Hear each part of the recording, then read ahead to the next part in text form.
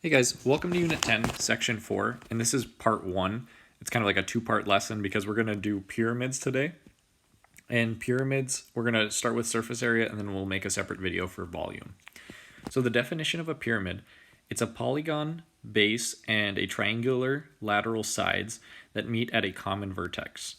So the polygon base can be anywhere from a triangle to a 100-sided figure if you wanted. And then the sides that form to the point are lateral, so they kind of form at an angle and go to a single point. And it's always named after its base. So if it has a triangle for the base, it's a triangular pyramid, square pyramid, pentagonal pyramid, and so forth. So here's some examples. So the first one would be a square pyramid, a triangular pyramid, and then a hexagonal pyramid because it has 6 sides for the base. So for the first part, like I said, we're doing surface area. And one new piece of information that we have to talk about is what's called the slant height. It's the distance measured along a lateral face from the base to the apex or the top along the center of the face.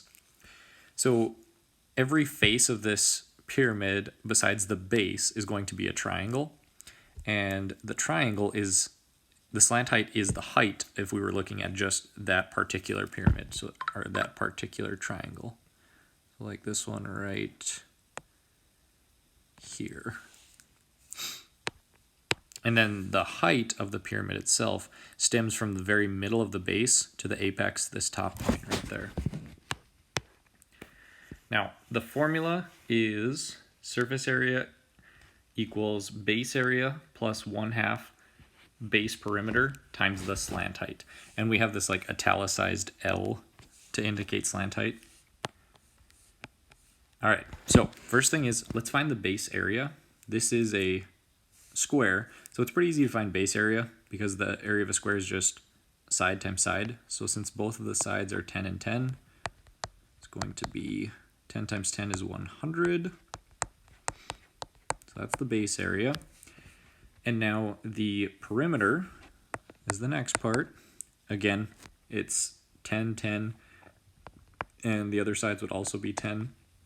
So that's just going to be 10 times 4, which is 40. And then the slant height. We do have to do a little bit of work to calculate the slant height. So notice it does tell us that the height is 6. And this portion right here, since this point is at the direct middle, we know that this bottom piece would actually be 5. It would be halfway across the base. So it's going to be half of 10, which is 5. And now to find the slant height, we're going to have to use the Pythagorean theorem. So we are going to do 5 squared plus 6 squared equals, and we'll just call the slant height, actually, I'll do the L here. So L squared. So we get 25 plus 36, which is 61. So we're going to take the square root of both sides. And L is going to be, let's approximate this here. Square root of 61 is 7.8.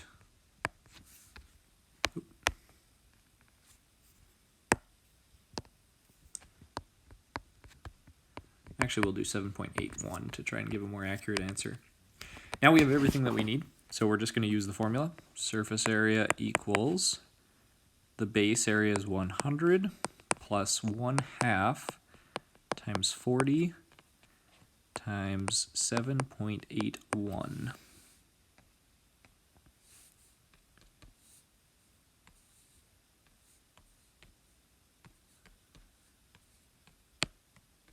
So we just type that all in our calculator in one step, and we end up getting, stop with this. We end up getting 256.2, and then since we don't have a label, we'll just go units squared since we're talking about surface area. All right, now that's for the square pyramid.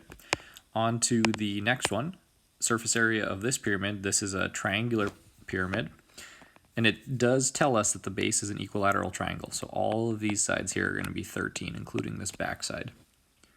So to find the base area, this one's a little bit more difficult because you have to imagine that our bottom side is an equilateral triangle like this, 13, 13, and 13. So if we want to find the height of that, we need to split it down the middle. Think of this as 6.5 because that would be half of 13. And then we need to solve for this.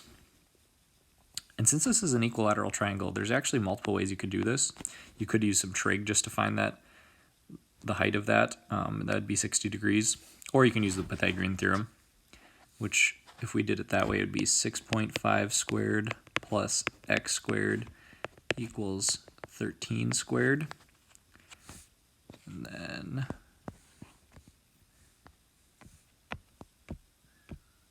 type this out here. We would get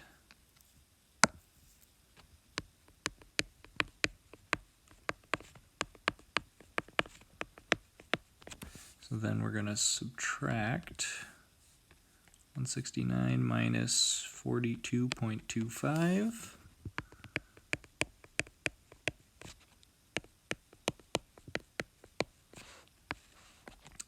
X squared equals 126.75. So we're going to take the square root of 126.75 and we get approximately 11.26. Okay, so that's the height of the base. Now if we use that, what we are going to get for the area, because area of a triangle is 1/2 times base times height, 11.26. So I'm going to hit answer times 13 times 1 divided by 2. So then the base area is going to be 73.18 centimeters. Now notice this time too, it does give us the slant height, which is really convenient for our formula. So we also need to find the perimeter, and the perimeter is pretty easy because we know all sides of the base are 13, so 13 times 3, which is 39.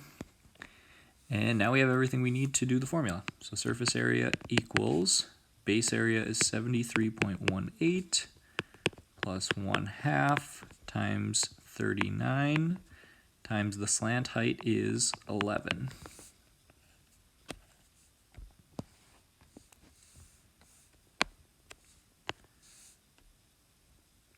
So let me just type this in really quick.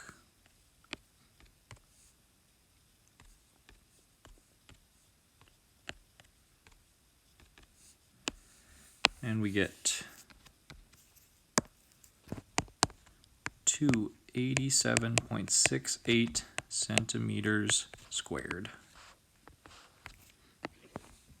Okay, so one thing I just want to recap really quick. Sometimes you have to solve for pieces of the base to find the area. Sometimes it's a little bit easier, like with the square. And then this one, we didn't have to solve for the slant height, but make sure you identify what you need to solve for before you just start plugging things into the formula.